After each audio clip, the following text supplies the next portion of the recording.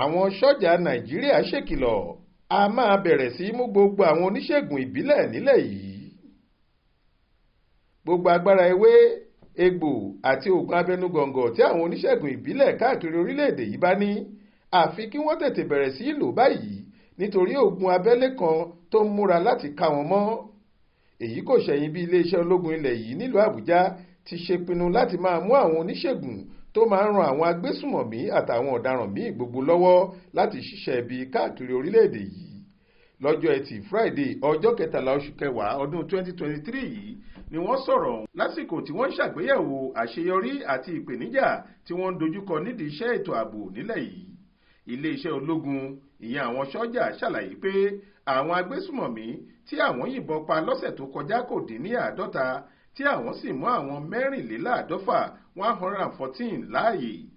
Nígbà tó ń sọ̀rọ̀ nípa ojúbọ tí àwọn agbésùmọ̀mí máa ń lò lẹ́kùn gúúsù ilẹ̀ wa, èyí tí àwọn Ṣọja bàjẹ́ láìpẹ́ yìí, adarí ẹ̀ka ìròyìn fún iléeṣẹ́ ológun ilẹ̀ yìí, ọ̀gágun Edward Buba, ṣèlérí pé àwọn yóò tọpasẹ̀ àwọn oníṣègùn tí àwọn afurasí yìí ń lò káàkiri orílẹ̀-èdè yìí nítorí àwọn mọ̀ pé kì í ṣe ẹkùn gúúsù ilẹ̀ yìí nìkan làwọn oníṣègùn ọ̀hún wà.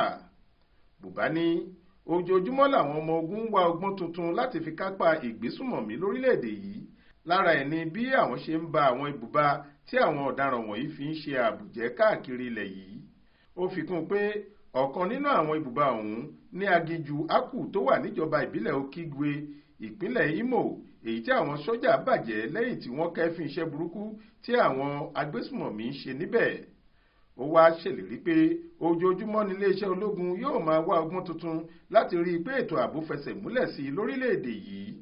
Ó ní oníṣègùn ìbílẹ̀ èyíkéyìí táwọn bá ká mọ́ pé ó ń ṣonígbọ̀wọ́ fáwọn agbésùmọ̀mí àti àwọn ọ̀daràn yóò fi mú kàtà òfin gidi.